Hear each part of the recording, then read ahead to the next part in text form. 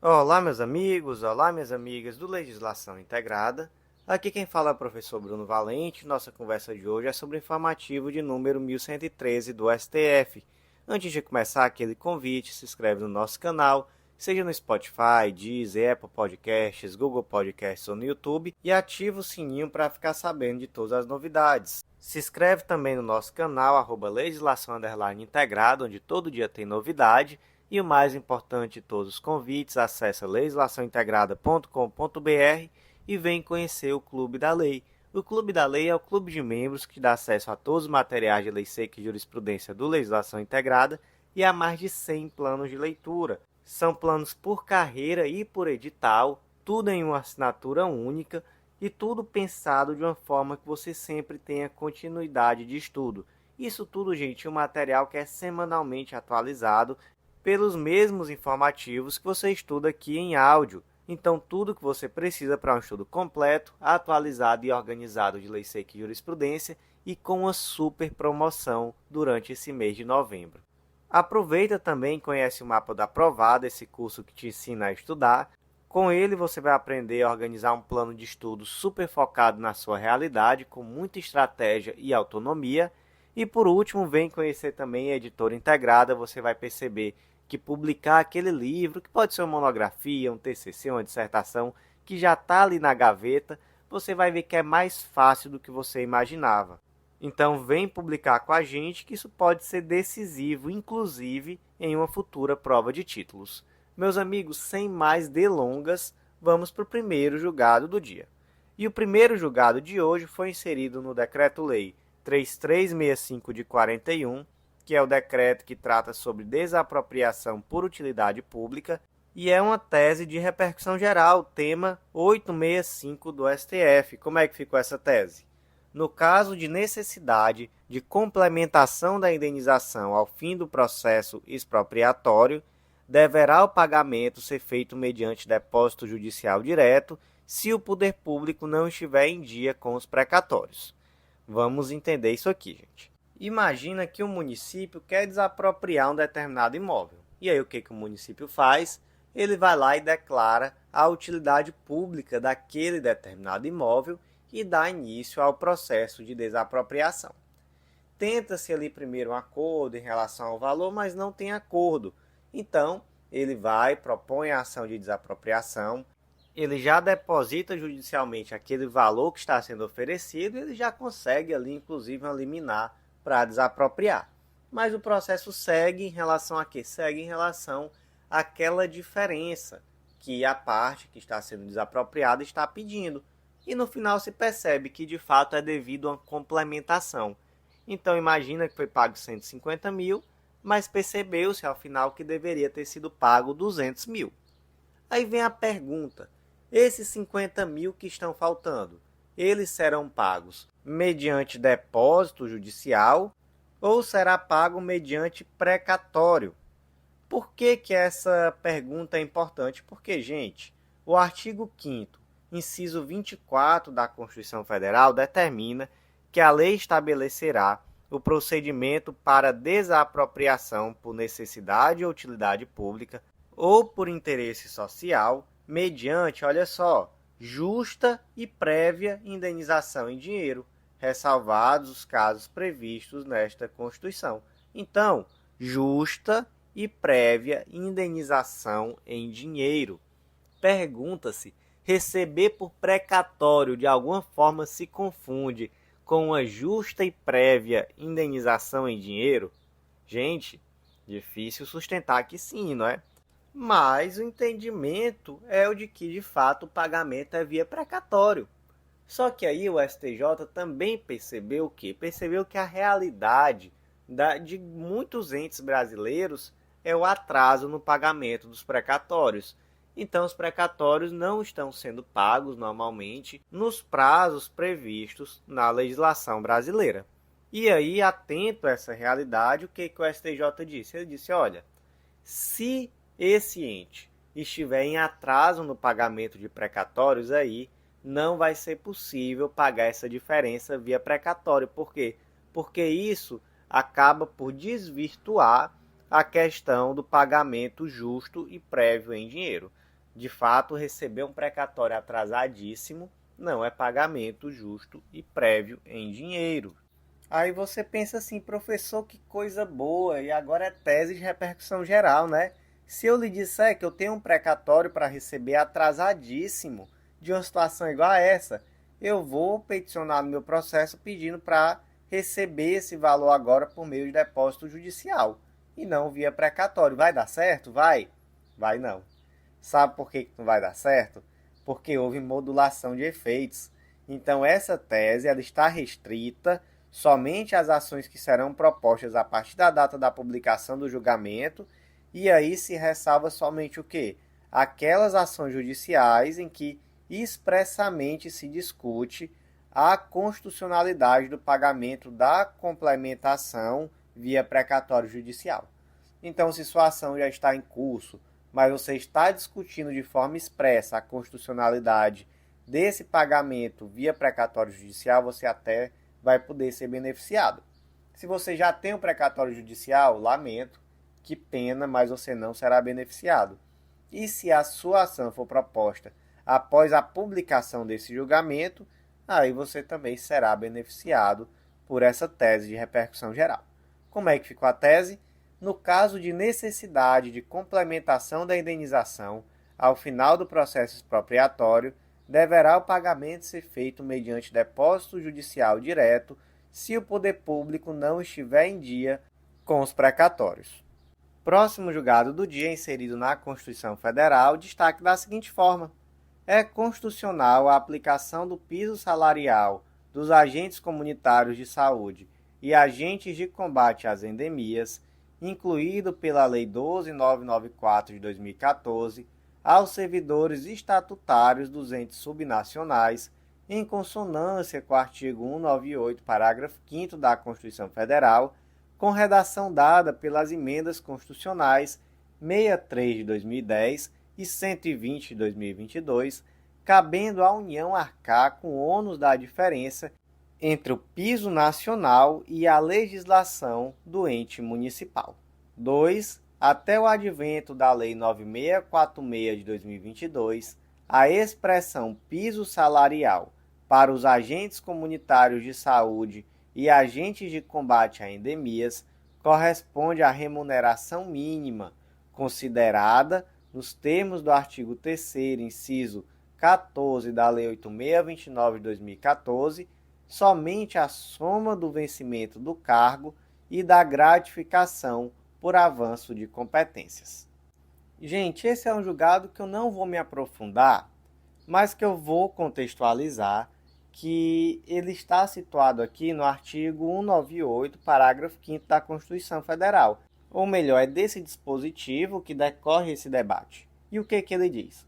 Lei Federal disporá sobre o regime único, o piso salarial nacional, as diretrizes para os planos de carreira e a regulamentação das atividades de agente comunitário de saúde e agente de combate a endemias, competindo à União nos termos da lei, prestar assistência financeira complementar aos estados DF e aos municípios para o cumprimento do referido piso salarial. Então, o ponto aqui é esse: compete à União prestar assistência financeira complementar a estados DF e municípios para o cumprimento do tal do piso salarial. Então, aqui são dois pontos, na verdade, importantes nesse debate. Primeiro, existe aqui um dever da União de complementar o valor necessário para atender a esse piso salarial nacional. Então, se o ente subnacional traz um piso inferior, é necessária essa complementação por parte da União. Esse é o ponto 1. Ponto 2. A expressão piso salarial deve ser interpretada como a contraprestação pecuniária mínima que é paga a essa categoria, e ela é acrescida tão somente daquelas verbas que são fixas, genéricas e permanentes, e que são pagas indistintamente a toda a categoria. Então, tudo aquilo que vier de complementação, de auxílio, de gratificação, nada disso está inserido na expressão piso salarial. Então, são basicamente esses dois pontos. Não vou reler a tese porque ela é bem extensa, mas basicamente são esses dois pontos. Vamos para a próxima. O próximo julgado do dia foi inserido na Lei Orgânica da Magistratura e o destaque ficou da seguinte forma: é constitucional lei estadual que garante a precedência da remoção sobre a promoção por antiguidade na carreira da magistratura local. Gente, esse julgado é polêmico, esse julgado aqui é complicado. Trata-se aqui da Lei Complementar 59 de 2001 do Estado de Minas Gerais, e essa lei traz exatamente a previsão de que a remoção ela é anterior, ela precede a promoção por antiguidade na carreira da magistratura lá do TJ Minas Gerais. Basicamente, tem uma comarca vaga.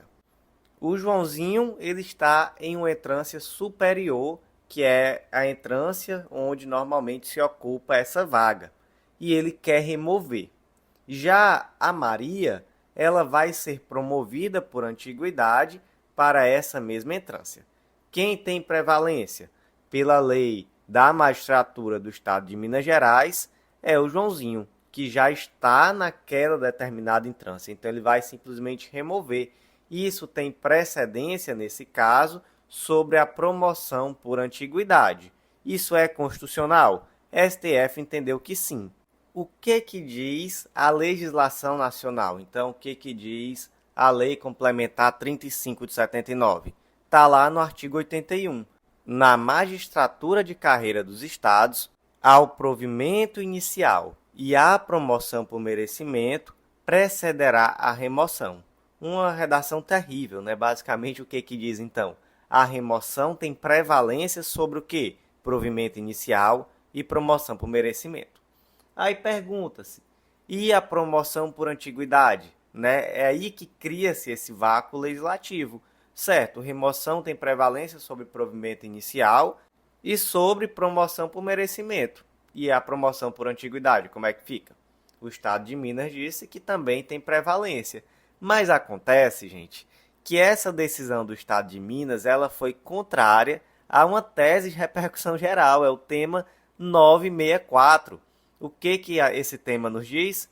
Que a promoção na magistratura por antiguidade precede a mediante remoção. Então, basicamente, tivemos aqui uma decisão que ela foi contrária à tese de repercussão geral, tema 964.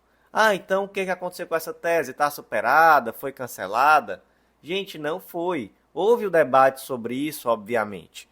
E foi uma decisão complicada, né? O relator foi o Lewandowski, mas ele foi voto vencido. O redator do acórdão foi o Gilmar Mendes. Então se formou maioria nesse sentido de reconhecer que essa lei do Estado de Minas era constitucional. Então essa lei traz o quê? Traz a precedência da remoção sobre a promoção por antiguidade. Mas na hora de votar sobre o cancelamento do tema 964, não houve quórum. Por quê? Porque o ministro Edson Fachin entendeu que, na verdade, o tema não estava amadurecido. Ele entendeu o quê? Ele disse, olha, temos aqui uma situação que é muito peculiar do Estado de Minas Gerais. E cada estado da federação, cada tribunal de justiça, acaba que traz um regimento que é um pouco diverso em relação a esse tema. Então, se a gente simplesmente uniformizar, sem trazer as considerações acerca de cada um desses tribunais de justiça, nós vamos abrir margem a situações extremamente injustas. E aí o Fux trouxe a situação do TJ Rio de Janeiro, que seria muito injusta. Algum outro ministro que eu não me recordo trouxe qual seria a situação do TJ de São Paulo, salvo engano, foi o Luiz Roberto Barroso. E aí cada um foi dizendo, em tal tribunal funciona, em tal tribunal não funciona, de uma forma ali muito informal mesmo, sem trazer grandes considerações, mas cada um trazendo um pouco da sua realidade em cada tribunal de justiça dos estados. Em resumo, se decidiu aqui contrário à tese de repercussão geral, se mostrou que, na verdade, essa tese de repercussão geral ela foi construída sem o debate necessário. Eu acho que foi isso o grande problema, porque se não teve o amadurecimento agora, como é que fixaram a tese antes? E, basicamente, se decidiu de forma contrária a uma tese vinculante sem cancelar a tese vinculante. Então temos agora uma grande celeuma. Essa celeuma terá que ser resolvida em momento oportuno, mas o fato é que se entendeu que essa decisão especificamente é do Tribunal de Justiça de Minas Gerais.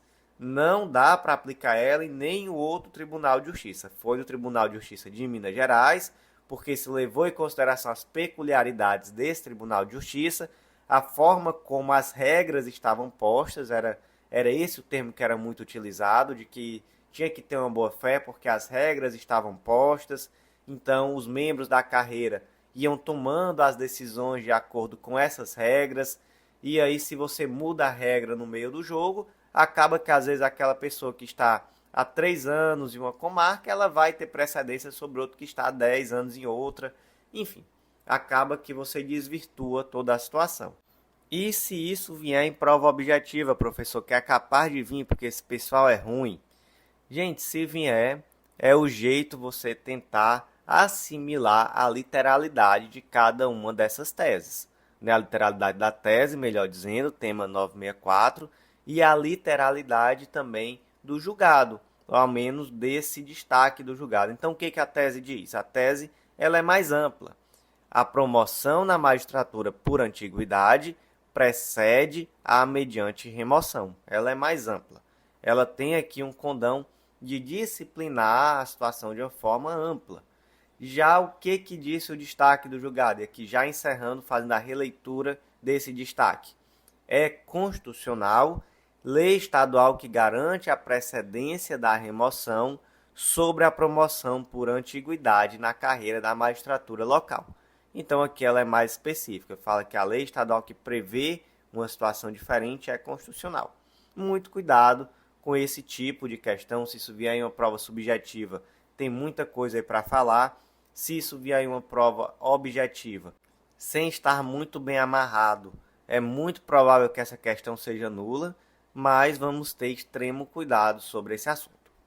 Próximo julgado do dia, inserido na Lei 8.935 de 94, Lei dos Cartórios, destaque da seguinte forma: é compatível com a Constituição Federal de 88, interpretação que extraia do artigo 20 da Lei 8.935 de 94, a possibilidade de que prepostos indicados pelo titular de cartório ou mesmo pelos tribunais de justiça possam exercer substituições ininterruptas por períodos superiores a 6 meses, em caso de vacância da serventia. Nessa hipótese, o substituto não concursado se encontra na interinidade do cartório, de modo que haja em nome próprio e por conta própria. Vamos lá, vamos entender essa situação. Suponha que uma determinada serventia se tornou vacante. E aí, primeiro, o que se faz? Primeiro, você procura se tem algum outro notário, algum outro registrador concursado, né, obviamente, que aceite cumular aquela serventia como substituto. Não tem, ninguém teve interesse. Aí, nesse caso, você pode até mesmo nomear um notário, um registrador substituto ad hoc, que esse indivíduo ele não prestou concurso público e ele vai poder permanecer nessa serventia por um tempo curto, até que se promova ali um novo concurso público para finalmente nomear um titular. Em todos os casos, né, isso deve ser transitório, porque se abriu a vaga, tem que abrir o concurso público. Mas como o serviço público tem que ser ininterrupto, é necessário que, quando não se consiga fazer isso em um tempo muito hábil, se nomeie alguém para que essa pessoa fique ali exercendo aquele encargo.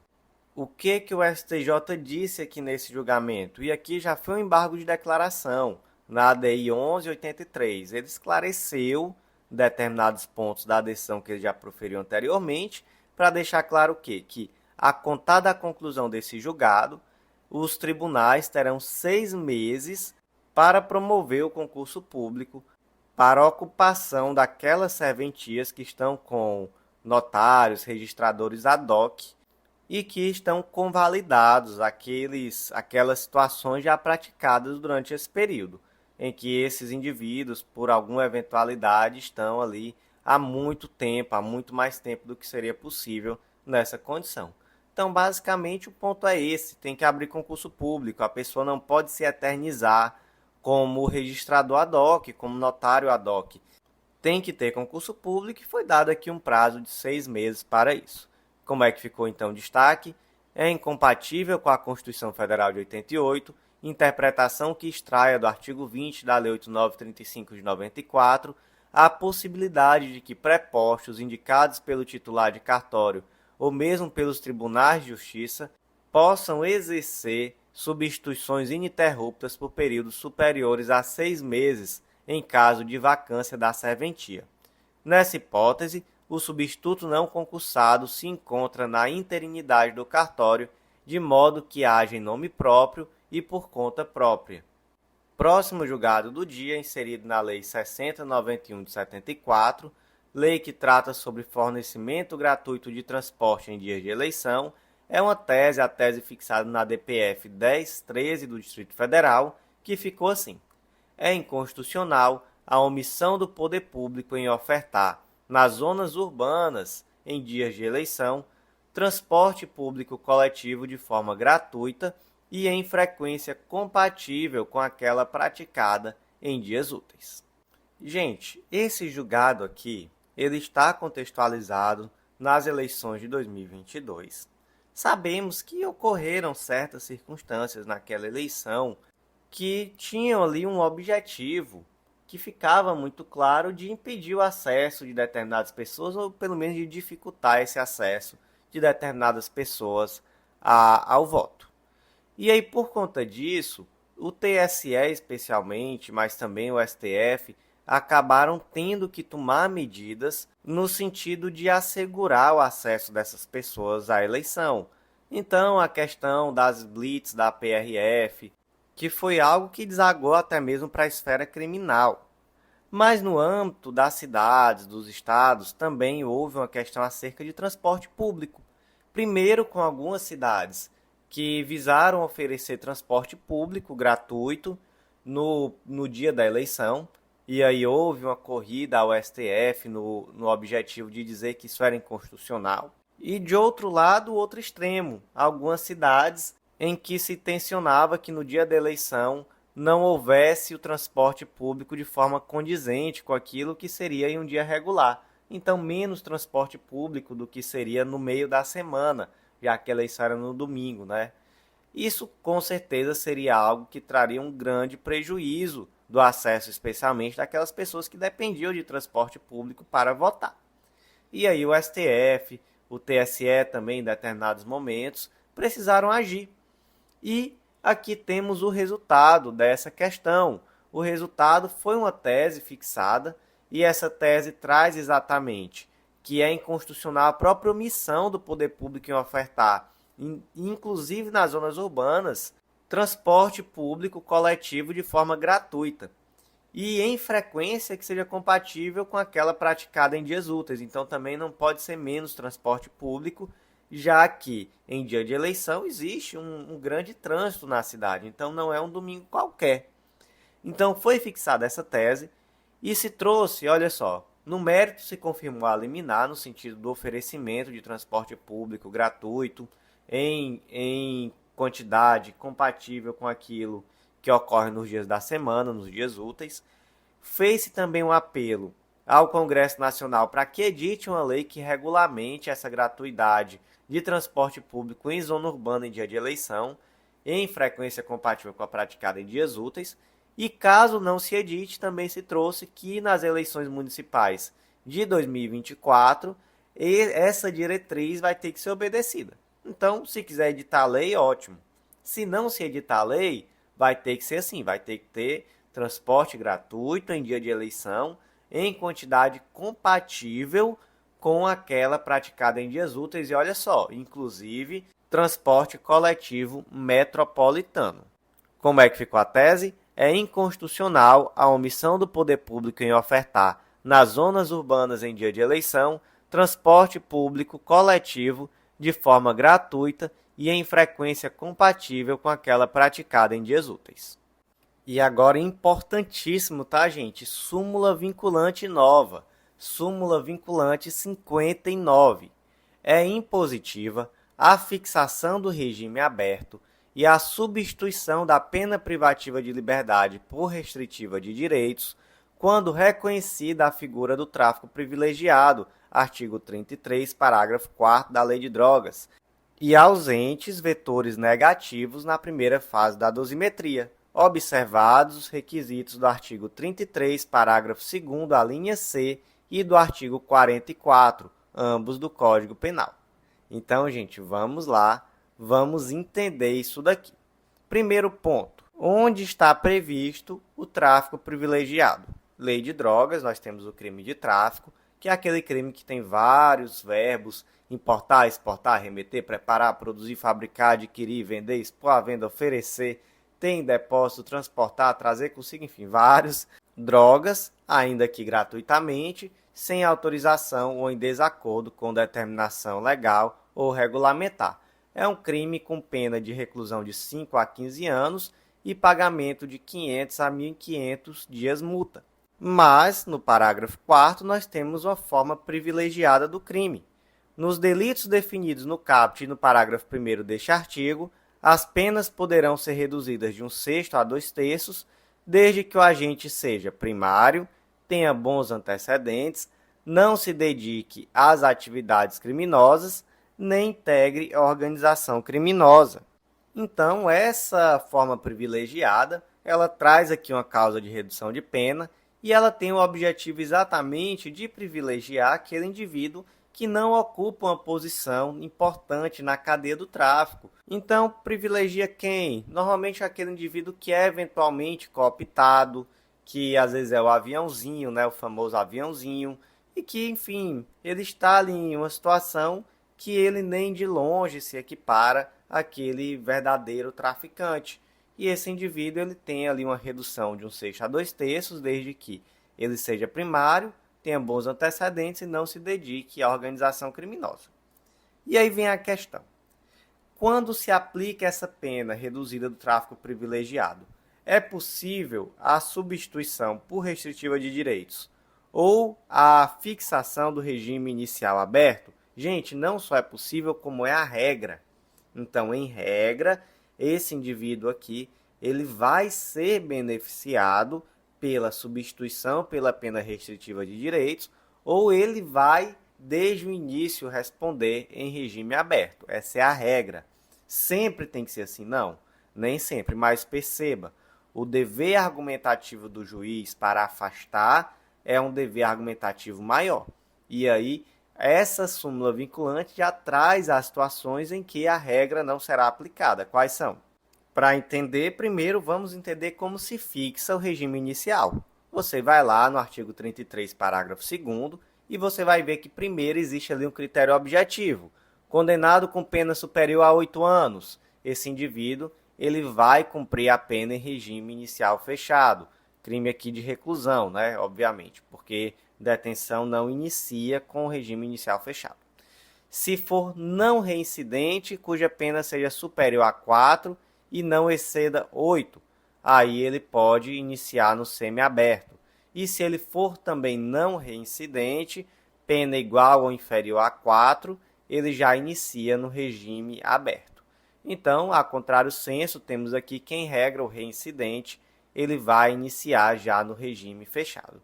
E quanto a isso da reincidência, nós já temos que, se é tráfico privilegiado, o indivíduo é primário e tem bons antecedentes. Então, não precisamos nem olhar para essa questão da reincidência nesse momento. Temos aqui até então tão somente um critério objetivo. Mas se fixa o regime inicial só com base em critério objetivo? Não, tem também um critério subjetivo. E esse critério leva em consideração exatamente as circunstâncias do crime, que são aquelas mesmas da primeira fase da dosimetria. E é exatamente lá no artigo 59, que é o artigo onde se faz a primeira fase da dosimetria, que nós encontramos essa previsão. Veja só, o juiz, atendendo à culpabilidade, antecedentes, conduta social, personalidade do agente, motivo, circunstâncias e consequências do crime, bem como ao comportamento da vítima, estabelecerá, conforme necessário e suficiente para a reprovação e prevenção do crime, inciso 3, o regime inicial de cumprimento da pena privativa de liberdade. Então, esses vetores, que são as circunstâncias do crime, também interferem diretamente no regime inicial de cumprimento de pena, de tal forma que não é um critério meramente objetivo. Mas aí, gente, com isso a gente já mata aqui uma parte da súmula. Quando que dá para afastar o regime inicial aberto? Ainda vamos falar da substituição por pena restritiva de direitos, tá? Quando? Quando houverem vetores negativos na primeira fase da dosimetria, então as circunstâncias do crime forem desfavoráveis, e observados ali os requisitos do artigo 33, parágrafo 2º. Então, temos que ver ali também a questão do quantum da pena. Qual foi a quantidade de pena? Ela é compatível com o regime inicial aberto? Então, ela é inferior a 4 anos? Na primeira fase da dosimetria, as circunstâncias do crime são prevalentemente favoráveis? São. Então, tem que ser regime inicial aberto. Beleza? Vamos seguir em frente. E a questão da substituição da pena privativa de liberdade por pena restritiva de direitos. Aí você vai olhar onde? Lá no artigo 44. As penas restritivas de direitos são autônomas e substituem as penas privativas de liberdade quando 1. Aplicada pena privativa de liberdade não superior a 4 anos e o crime não for cometido com violência ou grave ameaça à pessoa, ou qualquer que seja a pena aplicada se o crime for culposo. O réu não for reincidente em crime doloso, inciso 2, e aí, como nós já vimos, nós já afastamos isso da reincidência, já que se trata de tráfico privilegiado. E olha só o inciso 3. De acordo com a culpabilidade, antecedentes, conduta social, personalidade do condenado, bem como os motivos e as circunstâncias indicarem que essa substituição seja suficiente. Então aqui temos também aquelas circunstâncias do crime que estão lá no artigo 59. Aquelas circunstâncias elas são fundamentais em tudo na hora de fazer a dosimetria da pena. Então temos aqui critérios objetivos também. Então basicamente, já que é um crime doloso, nós temos uma pena não superior a 4 anos, sem violência ou grave ameaça à pessoa, e aqui temos um tráfico privilegiado, então de fato não tem violência ou grave ameaça à pessoa. O réu não é reincidente em crime doloso, já que é crime de tráfico privilegiado, e aí tem-se que verificar se as circunstâncias do crime são favoráveis. Nesse ponto temos um critério subjetivo, circunstâncias do crime. Certo.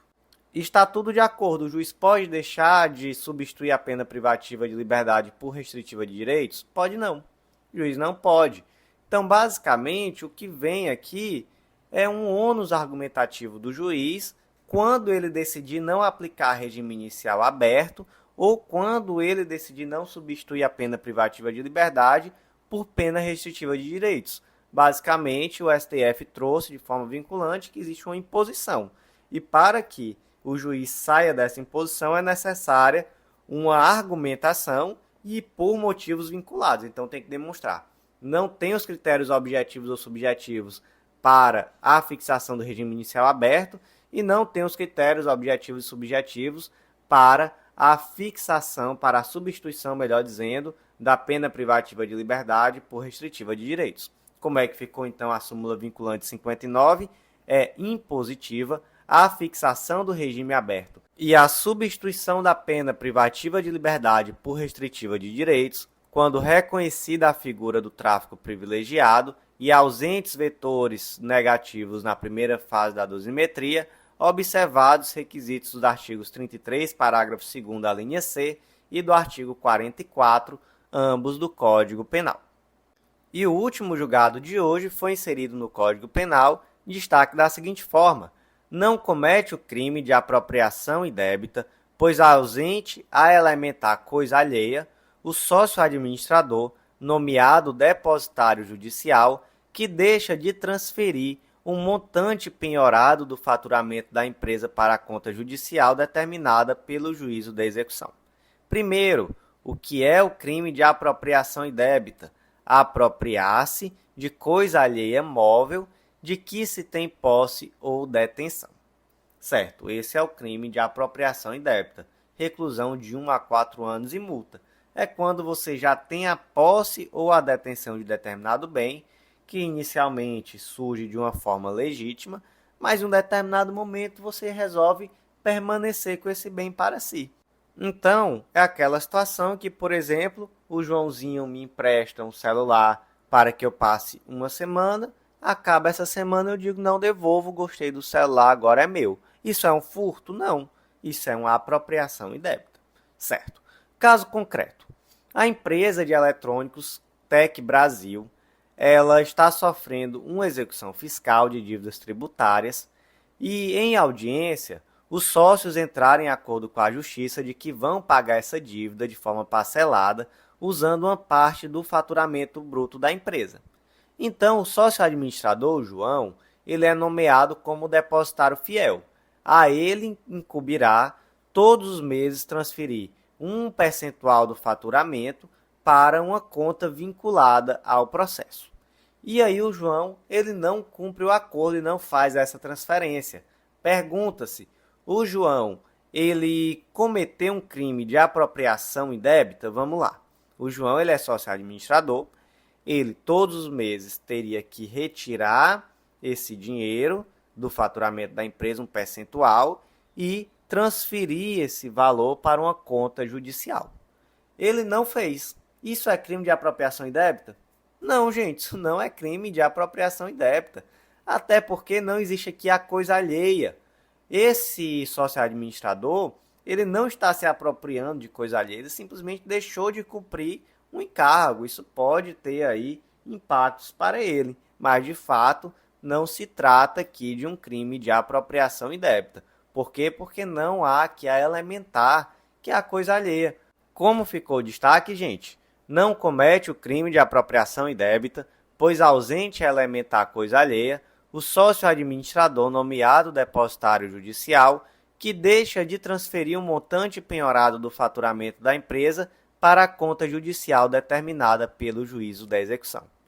Não passa para o próximo vídeo agora, porque eu tenho um convite especial, tá? Convite super especial. Começou a Black Friday, todo mês de novembro vai ter ofertas super especiais. E, gente, acesse legislaçãointegrada.com.br. Lá vocês vão ver a melhor oferta da história do Legislação Integrada. Você vai ver uma oferta super especial tanto do mapa do aprovado quanto do Clube da Lei. Não perde essa oportunidade não, vem fazer parte que eu sei que nós vamos ajudar muito nos teus estudos daqui para frente. Gente, por hoje foi isso, eu agradeço a você que ouviu até o final e até a próxima.